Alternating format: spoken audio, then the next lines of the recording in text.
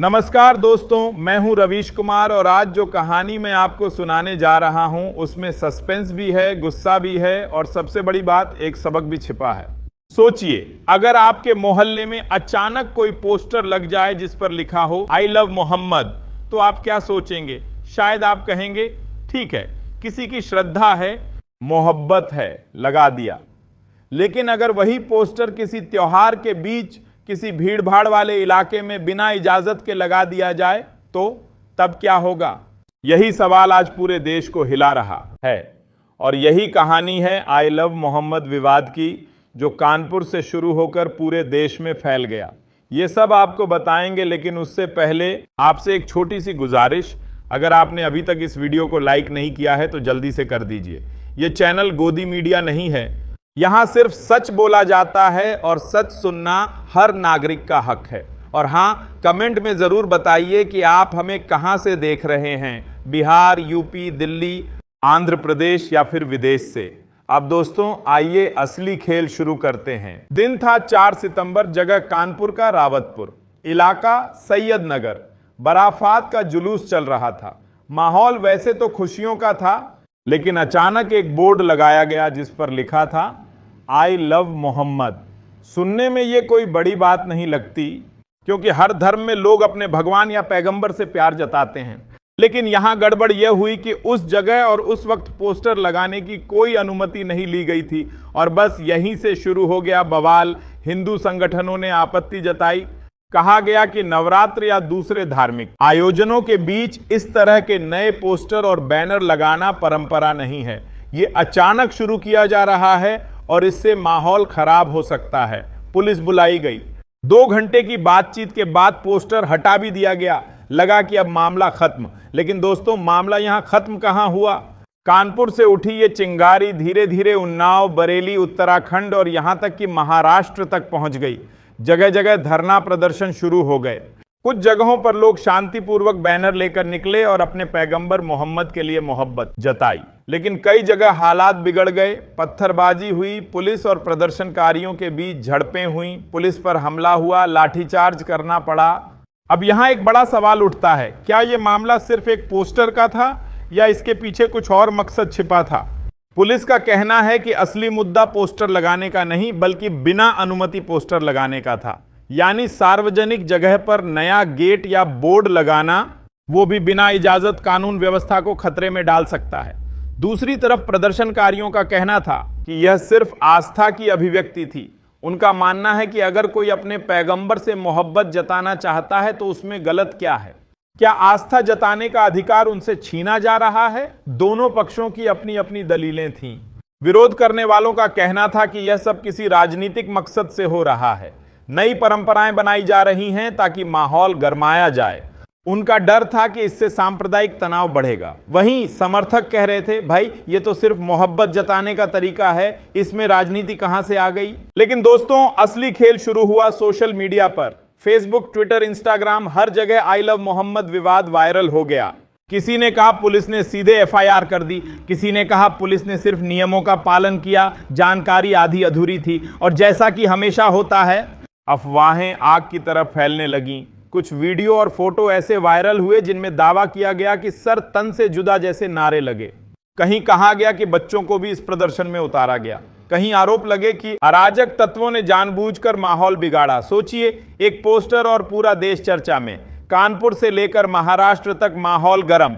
कई जगह धारा 144 तक लगानी पड़ी, यानी 4 से ज्यादा लोग इकट्ठा नहीं हो सकते। प्रशासन को आदेश देने पड़े कि निष्पक्ष जांच हो, किसी निर्दोष को परेशान न किया जाए। लेकिन दोस्तों, असली सवाल यह है कि यह विवाद हमें क्या सिखाता है। एक तरफ है आस्था, जहां लोग खुलकर अपनी श्रद्धा जताना चाहते हैं। दूसरी तरफ है कानून, जो कहता है कि सार्वजनिक जगह पर कुछ भी करने से पहले अनुमति जरूरी है। तीसरी तरफ है समाज का सामंजस्य, जहां हमें सोचना होगा कि हमारी आस्था दूसरे समुदाय की भावनाओं को ठेस न पहुंचाए। यानी मामला सिर्फ एक बोर्ड का नहीं है, बल्कि यह संवाद है। आस्था, आजादी, कानून और सामाजिक व्यवस्था के बीच संवाद। अब यहां आपको एक और दिलचस्प बात बताता हूं।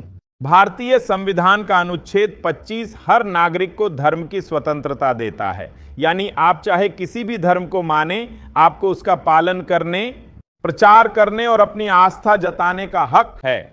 लेकिन साथ ही संविधान यह भी कहता है कि इस आज़ादी का इस्तेमाल समाज में शांति और व्यवस्था बनाए रखते हुए होना चाहिए। अब अगर कोई बिना अनुमति सार्वजनिक जगह पर पोस्टर लगाएगा तो पुलिस का हस्तक्षेप तो होगा ही, और अगर पुलिस हर जगह आंख बंद करके इजाजत देती रहे तो सोचिए फिर अराजकता किस हद तक बढ़ जाएगी। लेकिन दूसरी तरफ देखें तो प्रदर्शनकारियों की भी बात सही लगती है।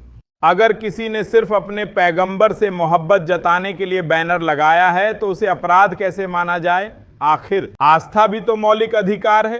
तो दोस्तों, यही है इस विवाद की जड़, आस्था बनाम अनुमति, भावना बनाम नियम। और जब ये दोनों टकराते हैं तो चिंगारी फैलकर आग बन जाती है। तो दोस्तों, अब सवाल ये है कि आई लव मोहम्मद विवाद को लेकर राजनीति कहां खड़ी है? क्या यह वाकई सिर्फ एक पोस्टर का मामला है या फिर इसके पीछे गहरी सियासी चालें बिछाई गई हैं? क्योंकि आप जानते हैं, भारत में राजनीति और धर्म अक्सर साथ साथ चलते हैं। जहां जनता की भावनाएं हों, वहां नेताओं की बयानबाजी भी जरूर होती है। और इस विवाद में भी वही हुआ। कुछ नेताओं ने इसे अल्पसंख्यकों की आस्था पर हमला बताया, तो कुछ नेताओं ने इसे सांप्रदायिक माहौल बिगाड़ने की साजिश कहा। यानी हर कोई अपने अपने चश्मे से देख रहा था। और मीडिया ने तो इसे जैसे अपनी टीआरपी का त्योहार मान लिया। किसी चैनल ने कहा, देखिए आस्था पर हमला, तो किसी ने कहा सड़क पर बवाल, पुलिस पर पत्थरबाजी। आखिर कब तक? लेकिन दोस्तों, एक बात साफ है, इन सब शोरगुल में असली मुद्दा कहीं गुम हो गया। अब पुलिस की बात करते हैं। पुलिस का कहना है कि मामला सिर्फ अनुमति का है, यानी किसी को भी बिना इजाजत सार्वजनिक जगह पर गेट, पोस्टर या बैनर लगाने का हक नहीं है। यह कानून की बात है और कानून सबके लिए बराबर है। लेकिन सवाल यह भी है कि क्या पुलिस हर मामले में इतनी तत्पर रहती है? क्या हर धर्म के आयोजनों में नियम एक जैसे लागू होते हैं? यहां पर लोगों की शंका बढ़ती है। यही वजह है कि कई जगह यह मामला भेदभाव का रूप भी लेने लगा। कानपुर से उन्नाव और बरेली तक प्रदर्शनकारियों का कहना था कि वे सिर्फ अपनी श्रद्धा जाहिर कर रहे हैं, लेकिन पुलिस का कहना था कि अगर अनुमति नहीं है तो नियम तोड़े जा रहे हैं और जब नियम टूटेंगे तो कार्रवाई होगी। इस खींचतान में आम जनता पिस रही थी। दुकानदारों की दुकानें बंद हुईं, लोग घरों में डर के साए में बैठे, बच्चे स्कूल नहीं जा पाए। सोचिए, सिर्फ एक पोस्टर और इतना बड़ा असर। अब आइए थोड़ा सोशल मीडिया पर लौटते हैं। यहां पर कुछ वीडियो वायरल हुए जिनमें दिखाया गया कि लोग सरतन से जुदा जैसे नारे लगा रहे हैं, लेकिन बाद में जांच में पता चला कि कई वीडियो पुराने थे या फिर तोड़े मरोड़े गए थे। यानी अफवाहों ने आग में घी डालने का काम किया और यही सबसे बड़ा खतरा है। आजकल फर्जी वीडियो और फोटो मिनटों में फैल जाते हैं और लोग उन्हें सच मान लेते हैं। नतीजा, समाज और ज्यादा बंट जाता है। तो दोस्तों, यहां हमें रुककर सोचने की जरूरत है। क्या हम सोशल मीडिया पर देखी हर चीज पर आंख बंद करके भरोसा कर सकते हैं या फिर हमें जांचना चाहिए कि सच क्या है? अब आते हैं संविधान की बात पर। भारतीय संविधान हमें अभिव्यक्ति की आजादी देता है, हमें अपने धर्म को मानने और उसका पालन करने की स्वतंत्रता देता है। लेकिन साथ ही संविधान यह भी कहता है कि आपकी आजादी वहीं तक है जहां तक किसी और की आजादी शुरू होती है। यानी आप अपनी आस्था जताइए, लेकिन इस तरह नहीं कि किसी और की भावनाएं आहत हों या कानून व्यवस्था बिगड़े। यही असली संतुलन है। अब दोस्तों, सवाल यह है कि इस विवाद से हमें क्या सीख मिलती है? पहली सीख यह कि आस्था और कानून दोनों साथ साथ चलने चाहिए। अगर आप आस्था दिखाना चाहते हैं तो कानून का पालन कीजिए। दूसरी सीख यह कि सोशल मीडिया पर आंख मूंद कर भरोसा मत कीजिए। हर वीडियो, हर पोस्ट सच नहीं होता। तीसरी सीख यह है कि राजनीति हमेशा हमारे भावनाओं का इस्तेमाल करने की कोशिश करेगी। हमें सोचना होगा कि हम कितनी आसानी से उनकी चाल में फंस जाते हैं। सोचिए, अगर एक बोर्ड लगाने से पूरा देश हिल सकता है तो हमें कितना सतर्क होना चाहिए। क्या हम ऐसे छोटे छोटे विवादों को इतना बड़ा बनने देंगे कि समाज टूट जाए, या फिर हम संवाद और समझदारी से इन्हें सुलझाएंगे? दोस्तों, अगर हम हर विवाद को बातचीत और आपसी भरोसे से सुलझाना सीख जाएं तो समाज ज्यादा शांत और मजबूत होगा। आखिर आस्था का मतलब यही तो है, प्यार, भाईचारा और शांति। अगर आस्था ही नफरत और हिंसा में बदल जाए तो फिर उसका मतलब ही क्या रह जाएगा? तो याद रखिए, संविधान हमें हक देता है धर्म मानने का, उसका पालन करने का और अपने पैगंबर या भगवान से मोहब्बत जताने का। लेकिन यह हक तभी तक सही है जब तक हम इसे कानून और सामाजिक संतुलन के दायरे में रखकर इस्तेमाल करें। दोस्तों, यह विवाद हमें यही सिखाता है कि जहां आस्था है वहां संवेदनशीलता जरूरी है, जहां अभिव्यक्ति की आजादी है वहां सामंजस्य जरूरी है। अगर हम भावना और समझ के बीच संतुलन बना सकें तो विवाद कभी दंगे में नहीं बदलेंगे और समाज भी शांतिपूर्ण बना रहेगा। तो यह थी पूरी कहानी आई लव मोहम्मद विवाद की। आप सोचिए और खुद से पूछिए, क्या हम छोटे छोटे झगड़ों को बड़ा बनाकर अपना भविष्य खतरे में डालना चाहते हैं या फिर समझदारी से आगे बढ़ना चाहते हैं?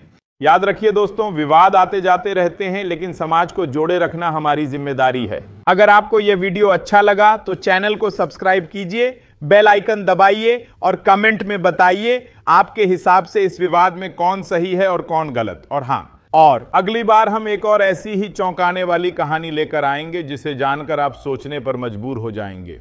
जय हिंद।